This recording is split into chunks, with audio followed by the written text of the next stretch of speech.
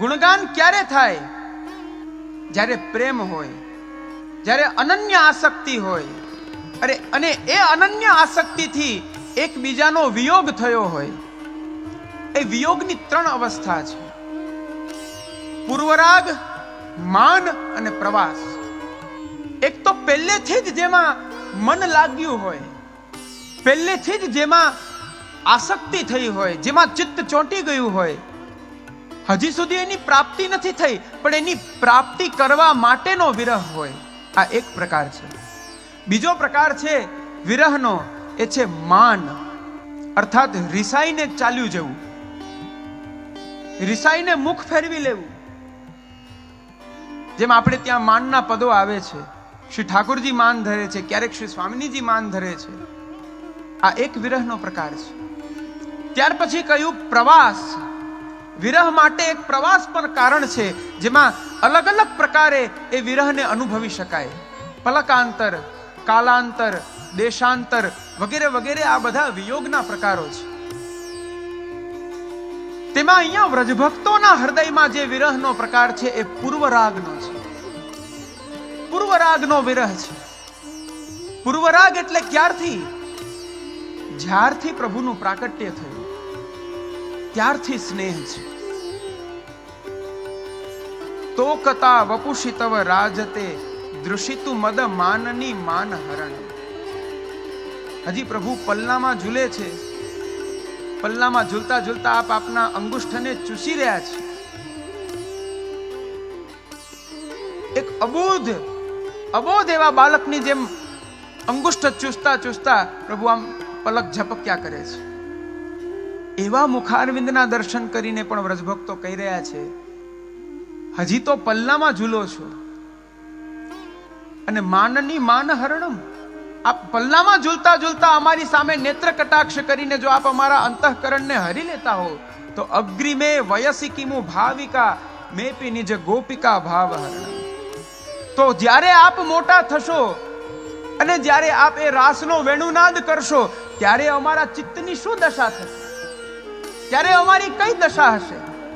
આ પૂર્વ રાગ છે. અને ત્યારથી વ્રજભક્તોની જે આ પ્રપત્તિ ભગવાનમાં છે, એ પ્રપત્તિના કારણે તેઓની તન્મયતા સિદ્ધ થઈ, અને એ તન્મયતાના કારણે વ્રજભક્તોના મુખમાંથી સ્વભાવતઃ સહજ રૂપે ભગવાન નામ નીકળી જાય છે. બીજું કહ્યું અપરાધથી. અપરાધથી ગુણગાન થઈ રહ્યું છે.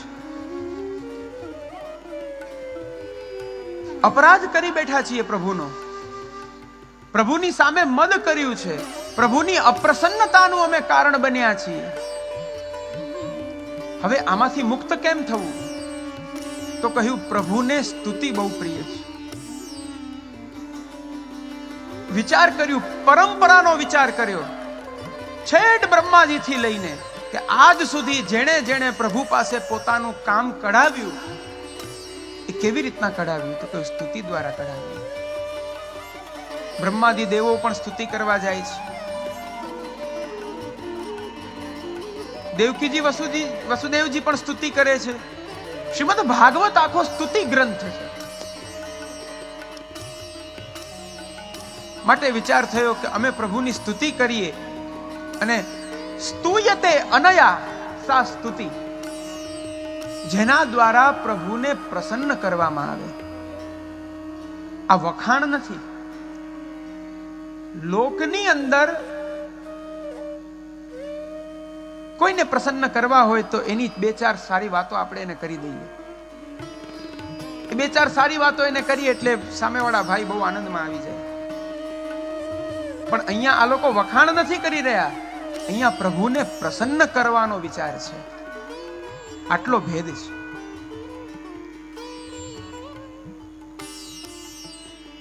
શ્રી મહાપ્રભુ આજ્ઞા કરે છે કે 19 પ્રકારના વ્રજભક્તો છે, અને એ 19 પ્રકારના વ્રજભક્તોએ 19 પ્રકારે સ્તુતિ કરી છે.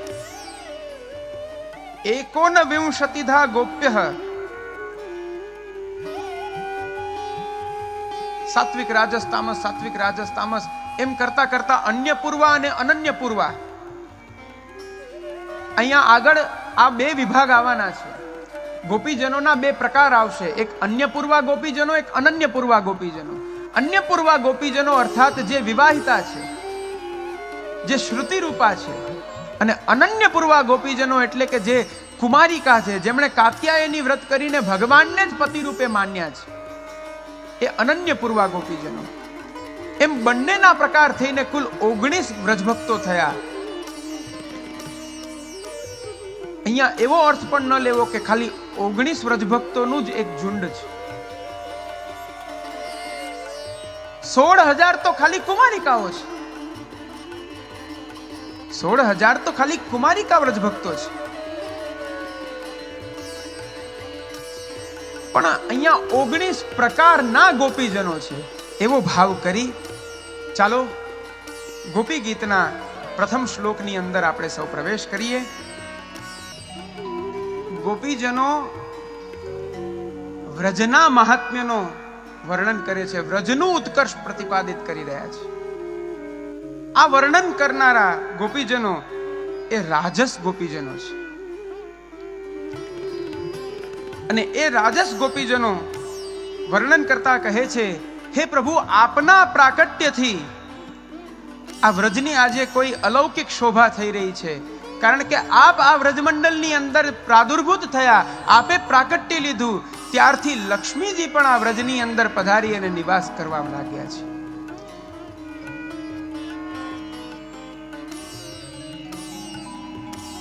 આપના પ્રાકટ્યથી આ વ્રજની કોઈ અલૌકિક શોભા થઈ ગઈ છે. કારણ કે જે લક્ષ્મીજી એ આપના ધામમાં આપની ચરણ સેવા કરી રહ્યા છે, જ્યારે એમણે જોયું કે મારા નાથ, મારા કાંત, મારા પતિ જ અહીંયા નથી, તો એ જ્યાં છે ત્યાં હું જાઉં, માટે તેઓ વ્રજમાં આવ્યા છે. અને એમના આવાથી વ્રજની અનેરી શોભા થઈ છે. પણ વાસ્તવિક રૂપે તેઓ તો ગૌણ છે, ખરેખર આપના પ્રાકટ્યથી આ વ્રજની અનેરી શોભા થઈ રહી છે.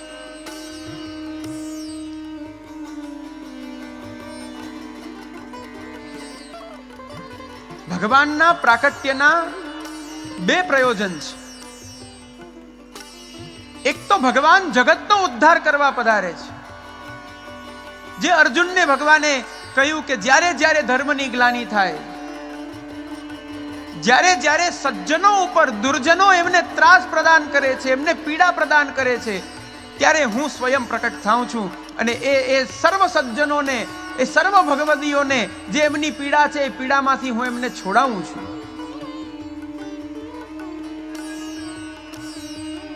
આ ઉદ્દેશ્યથી હે પ્રભુ, અમે આપને એમ નથી કહી રહ્યા કે આ વ્રજની શોભા અનેરી થઈ છે. આ તો અવતાર કાર્ય છે આપનું. આ તો આપ અવતાર કાર્યને માટે પધાર્યા છો. ઠાકોરજીનું પ્રાકટ્ય થાય ત્યાં શંખનાદ વાગે.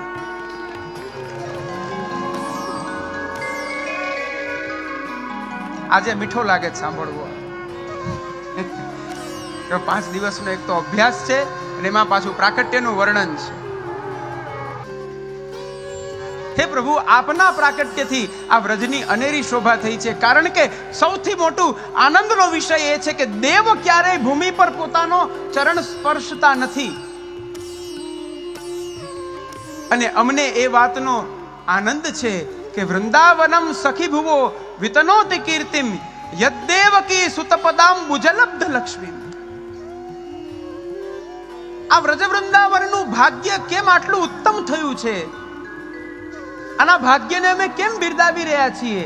કારણ કે સાક્ષાત આ પૂર્ણ પુરુષોત્તમે આપના ચરણારવિંદનો સ્પર્શ આ ભૂમિને આપ્યો છે.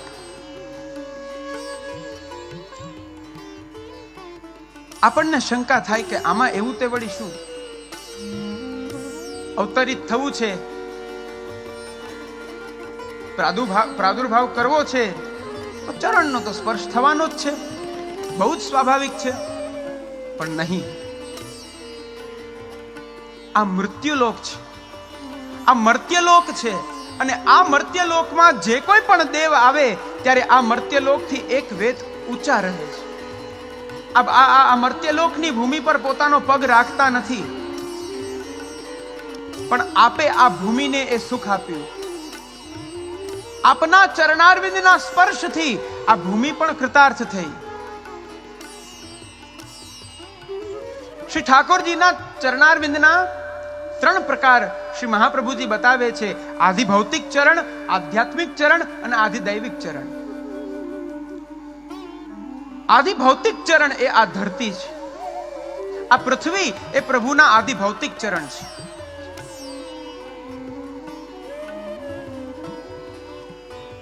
આધ્યાત્મિક ચરણ એ અતિન્દ્રિય છે અને આધિદૈવિક ચરણ એ તો જ્યારે અવતાર કાળમાં આનંદ સ્વરૂપે ભગવાન જ્યારે પ્રાદુર્ભૂત થઈ અને આપ એ ચરણારવિંદનો પ્રત્યક્ષ સ્પર્શ જ્યારે ભૂતલ પર કરે છે, એ આધિદૈવિક, જે સ્પર્શ થનારો જે ચરણ છે તે આધિદૈવિક ચરણ છે. તો હે પ્રભુ, આધિ ભૌતિક પક્ષ અને આધ્યાત્મિક પક્ષ તો પૂર્વથી જ છે, પણ આપે આધિદૈવિક પક્ષથી પણ અમારા જેવા જીવના ઉદ્ધારને માટે આપે સંકલ્પ કરી અને આપ આ પૃથ્વી પર પધાર્યા છો. આ ભૂતલને આપના ચરણારવિંદનું સુખ આપ્યું છે. તેથી કરીને આ વ્રજમંડળની શોભા કઈ વિલક્ષણ થઈ રહી છે. હે પ્રિય, દૃશ્યતા જુઓ તો ખરા. અમે આપની દાસીઓ છીએ અને આપની દાસીઓ અમે આપને દિશાઓમાં, ચારે દિશાઓમાં શોધી રહી છીએ. આવી ઘોર રાત્રિમાં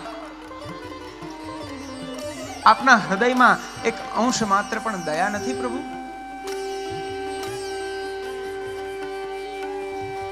આ પ્રકારે અમને નિરાધાર છોડીને આપ અંતર્ધ્યાન થયા છો. હે ભગવાન, કૃપા કરીને જે આપના માટે પ્રાણ ધારણ કરનારા છે એવા જે આપના વ્રજભક્તો છે એમને કૃપા કરીને આપ દર્શન આપો. આપની મુખારવિંદની એ મુખમાધુરીનું પાન કરાવો, કારણ કે અમે આપના છીએ. આવું વર્ણન રાજસ ગોપીજનો કરી રહ્યા છે. શ્રી મહાપ્રભુજી આજ્ઞા કરે છે, જય શબ્દથી પ્રારંભ કર્યો છે અને એ જય શબ્દ એ આ સ્તોત્રનું જ મંગલાચરણ છે.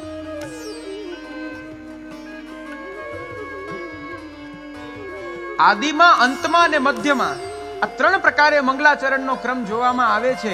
તો અહીંયા આદિમાં જે ગોપીજનોએ જે જય શબ્દ કરી, જયકાર કરી, જય અર્થાત પ્રભુનો જય, એ જયકાર કરીને જે પ્રારંભ કર્યો છે, એ જયકાર રૂપી મંગલાચરણનો એ અર્થ છે કે આ સ્તોત્રથી, આ સ્તુતિથી જે અમારો ઉદ્દેશ્ય છે ભગવત પ્રસન્નતા, એમાં કોઈ જ વિઘ્ન ના આવે અને આ સ્તોત્રથી પ્રસન્ન થઈ અને પ્રભુ પ્રકટ થઈ અમારા મનોરથ પૂર્ણ કરે.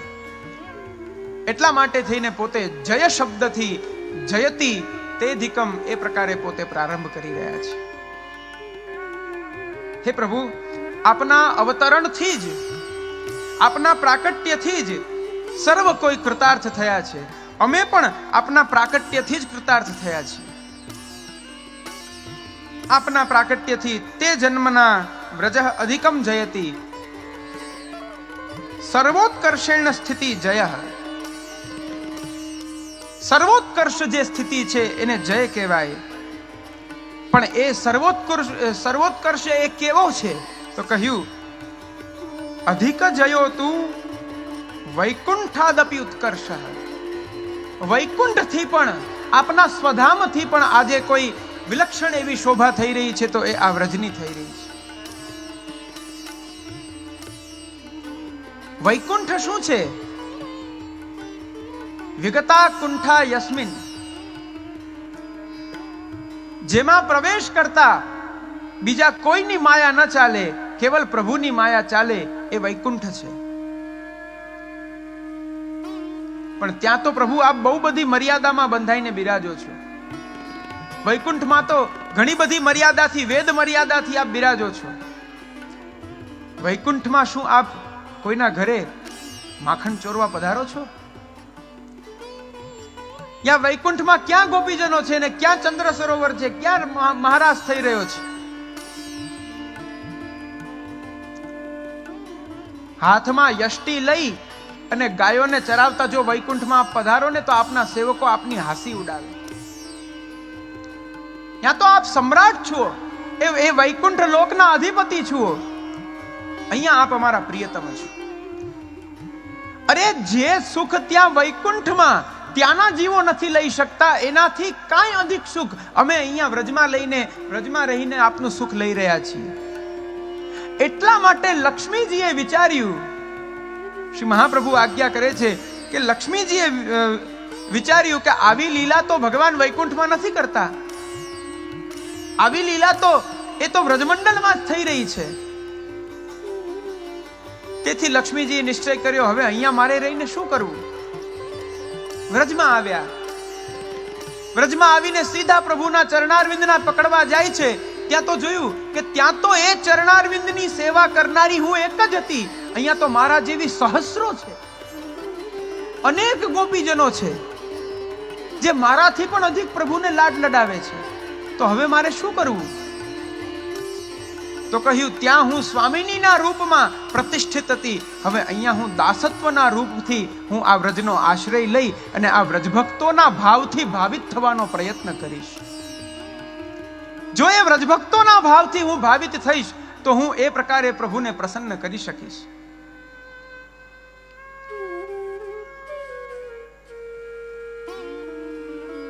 વ્રજનું બીજું મહાત્મ્ય એ છે કે આ વ્રજમંડળમાં ભગવાને જે લીલા કરી છે એ સર્વ લીલા પોતાના નિજ ભક્તો માટે જ કરી છે.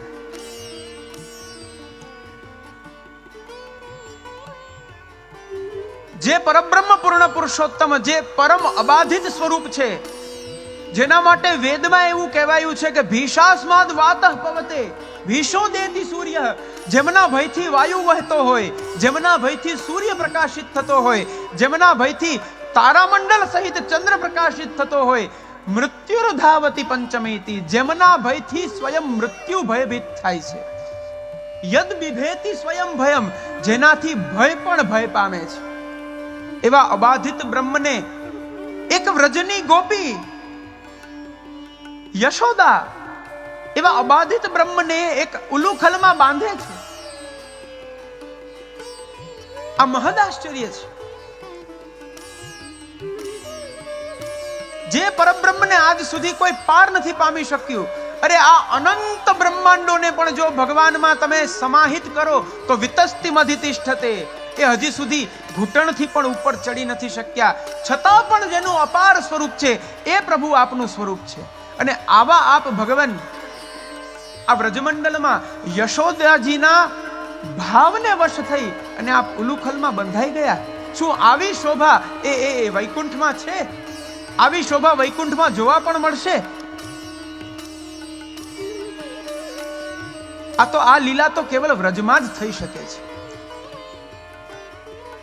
આ લીલા માત્ર વ્રજમાં થાય છે.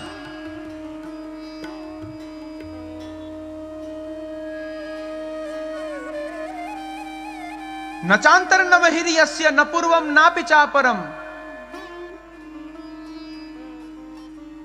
જે સર્વના અંદર વિદ્યમાન છે, જે સર્વના બહાર વિદ્યમાન છે, જેનાથી આ જગત છે, આ જગત આ સર્વ કાંઈ પણ ન હોય છતાં પણ જે શેષ છે એ પરબ્રહ્મ પૂર્ણ પુરુષોત્તમ યશોદાજીના ભાવને પોષવાને માટે આપ બંધાણા છે. એ આ વ્રજમંડળ છે. જે સુખ બ્રહ્માને પ્રાપ્ત નથી થયું, જે સુખ શિવજીને પ્રાપ્ત નથી થયું, જે સુખ લક્ષ્મીજીને પ્રાપ્ત નથી થયું, જે સુખ શેષજીને પ્રાપ્ત નથી થયું, એ સુખ વ્રજભક્તોને, વ્રજની ગાયોને, વ્રજની લતાપતાઓને, વ્રજના વૃક્ષોને, સર્વ વ્રજ ગોપ બાળકોને, વ્રજભક્તોને પ્રાપ્ત થયું છે.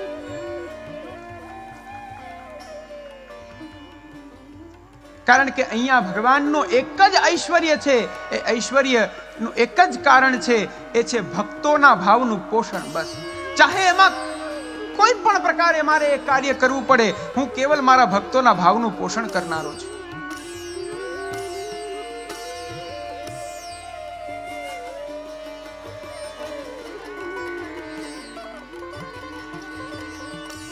માટે હે પ્રભુ, આજે આ વ્રજની બહુ વિલક્ષણ શોભા થઈ રહી છે.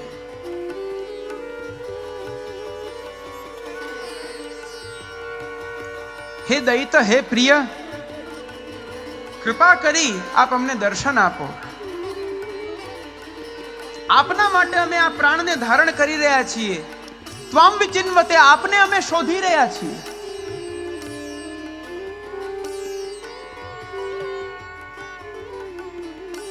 અમે આપને શોધી રહ્યા છીએ. શોધવું એ જ કૃપાનો માર્ગ છે. ભક્તિ માર્ગ, માર્ગનો અર્થ છે મૃગ્યતે અનેન. જ્યાં જે કોઈ પણ સાધન દ્વારા કોઈ ઉત્તમોત્તમ પદાર્થને શોધવામાં આવે એને માર્ગ કહેવાય. આ માર્ગ પર અમે આપની અધર સુધાને શોધી રહ્યા છીએ. આ માર્ગ પર અમે આપના ભજનાનંદને શોધી રહ્યા છીએ. પણ પ્રભુ કાંઈ જ દેખાતું નથી, કાંઈ જ મળતું નથી. કૃપા કરીને આપ એની પ્રાપ્તિ કરાવો. વ્રજભક્તો જે માર્ગ ઉપર ચાલ્યા છે, જો એ માર્ગ ઉપર આપણે ચાલીએ તો અવશ્ય પ્રભુ મળે. ગોપી પ્રેમ કી ધ્વજા જીન ગોપાલ કિયો અપને વશ. જે ભગવાન પૂર્ણ પુરુષોત્તમને આ વ્રજભક્તોએ બાંધ્યા છે, પોતાને આધીન કર્યા છે, એવું આ વ્રજભક્તોનું સ્વરૂપ છે. બસ આ માર્ગે ચાલવાનું છે. બહુ સુંદર શ્રીમદ ભાગવતજીના એકાદશ સ્કંદમાં વર્ણન આવે છે. ધાવન નિમિલ્યવા નેત્રે ન સ્ખલે ન પતે દિહ. આ રાજમાર્ગ છે. ગોપીજનો જે માર્ગ ઉપર પ્રભુને શોધવા નીકળ્યા છે ને, આ રાજમાર્ગ છે. અને જો આ રાજમાર્ગમાં જવું હોય તો ત્યાં એવું કહેવામાં આવે, નિમિલ્યવા નેત્રે, અર્થાત આંખ બંધ કરો અને જાઓ. હું આપ સૌને એમ કહું છું, આંખ બંધ ન કરો, આંખ ઉપર જ પટ્ટી બાંધી દો.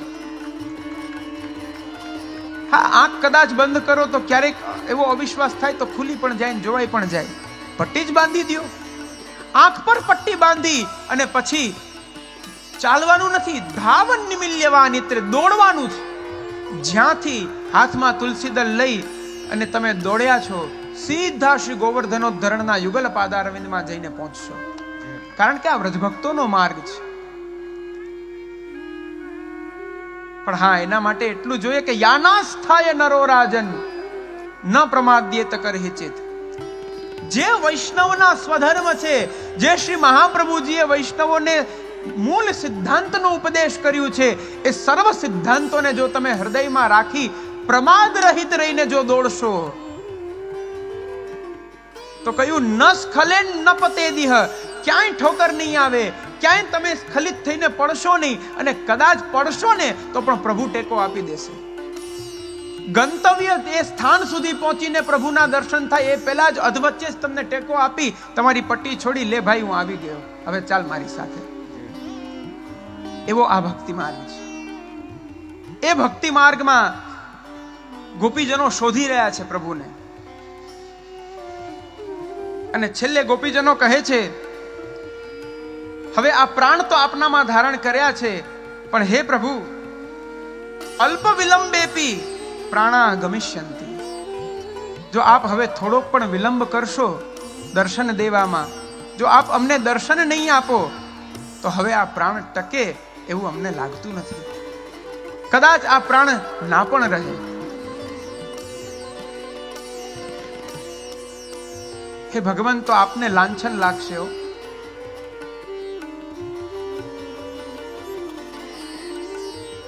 જ્યાં એવું કહેવામાં આવે છે કે આ નંદનંદનની ભક્તિ કરવામાં જીવની કદી અધોગતિ નથી થતી, જીવની કદી અન્યથા ગતિ નથી થતી. અમે એમની ભક્તિ કરતા કરતા અમારા પ્રાણ ત્યાગી દીધા પણ દર્શન ના આપ્યા, આવી નિષ્ઠુરતા આપને કહેવામાં આવશે. આપની ઉપર લાંછન લાગશે પ્રભુ. અને માની લો, જો આપની એ જ પ્રસન્નતા છે કે આપના માટે થઈને જો અમે અમારા પ્રાણ ત્યાગી દઈએ, અમારા પ્રાણ ત્યાગવાથી જો આપની પ્રસન્નતા થતી હોય તો અમે અમારા પ્રાણને પણ ત્યાગવા સમર્થ છીએ. એક ક્ષણમાં અમે ત્યાગી દેશું. પણ શરત એક છે, જ્યારે પ્રાણ ત્યાગતા હોઈએ ત્યારે સન્મુખ આપ હોવા જોઈએ. કારણ કે જેના માટે ત્યાગી રહ્યા છીએ એ જ ન હોય, એને જ ન પડી હોય તો એવા પ્રાણ અમારા સસ્તા થોડી છે. સદેવ દેવો ભગવાન પ્રતીક્ષતામ. ભીષ્મજીએ પણ કહ્યું ને, જ્યારે ભગવાને એમને અલૌકિક બુદ્ધિ પ્રદાન કરી, એ અલૌકિક બુદ્ધિથી સ્તુતિ કરવા લાગ્યા. મરણ કાળ નિકટ આવ્યો એ જ્યારે જાણ્યું, ત્યારે બે હાથ જોડીને કહે છે, હે ભગવાન પ્રતીક્ષતામ, રાહ જુઓ થોડીક વાર, અહીંયા ઊભો, અહીંયા જ ઠાડા રહો. હું આપના મુખારવિંદના દર્શન કરતા કરતા હું મારા પ્રાણ ત્યાગું, આ શરીરને છોડું. પ્રભુ, કદાચ આપ એવું ઈચ્છો કે અમે અમારા દેહને છોડી દઈએ અને અમારા પ્રાણ નીકળી જાય, એમાં જ જો આપની પ્રસન્નતા હોય, હમણાં છોડી દઈએ, તો પેલા દર્શન આપો. યમ યમ વાપી સ્મરણ ભાવમ ત્યજંતંતે કલેવરમ તમ તમેવેતિ કૌંતેય. ભગવાને કહ્યું છે કે અંતકાલમાં જે જીવ જેનું ચિંતન કરતા કરતા દેહ છોડે, એને એનું સ્વરૂપ પ્રાપ્ત થાય, એને એની પદવી પ્રાપ્ત થાય. તો અમે જો કોઈ અન્યથાનું સ્મરણ કરીને પ્રાણ છોડશું, તો પાછી અમારી જળભરતની જેમ અન્યથા ગતિ થશે. અમારે અન્યથા ગતિ નથી જોતી. જો ગતિ થાય તો કેવલ ને કેવલ આપના ચરણારવિંદમાં થાય. માટે આ પ્રાણને છોડતા વખતે અમારે આપના દર્શન કરીને પ્રાણ છોડવા છે. એના માટે તો દર્શન આપી દો, એના માટે તો પ્રકટ થઈ જાઓ. અમે ક્યાં રાસ માગી રહી છીએ? અમે ક્યાં આપની અધર સુધા માગી રહી છીએ? અમે તો એમ કહીએ કે અમે તો આપને મુક્ત કરવા માંગીએ છીએ કે આપ અમારી જવાબદારીથી મુક્ત થાઓ, અમને આજ્ઞા આપો, અમે પ્રાણ છોડીએ. પણ એ આજ્ઞા માટે પ્રકટ થવું પડશે.